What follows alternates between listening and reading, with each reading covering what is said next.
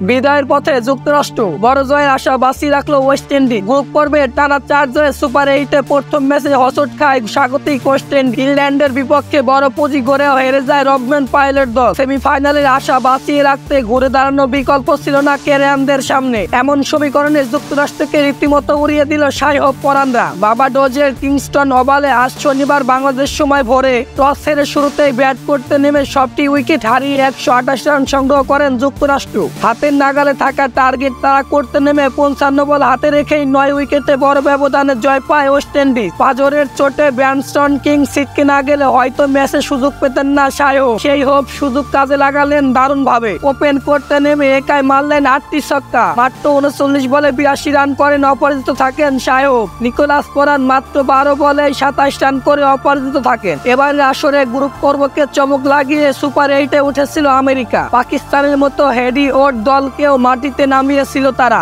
Group এ থেকে দ্বিতীয় দল হিসেবে সুপার 8-এ পৌঁছায় তারা। তবে সুপার 8-এ 2টি ম্যাচই হেরে গেছে আমেরিকা। স্বাগতিক ওয়েস্ট ইন্ডিজ আমেরিকার রান করতে নেমে শাই হোপ শুরুটাই দারুণভাবে তুলেন। আমেরিকার বোলারদের চেপ উড়িয়ে দিয়েছেন তিনি। শেষ পর্যন্ত টিকে থাকেন শাই হোপ। আক্রমণাত্মক হোপের দাপটে ম্যাচ থেকে হারিয়ে যায় আমেরিকা। শেষ ম্যাচ নিকোলাস পুরান 27 রান করে অপরাজিত ছিলেন। ওয়েস্ট ইন্ডিজের ম্যাচ জেতান শাই হোপ ও পুরান। এই জয়ের ফলে এখনো টিকে রয়েছে বিশ্বকাপে কেরিয়ানদের আশা।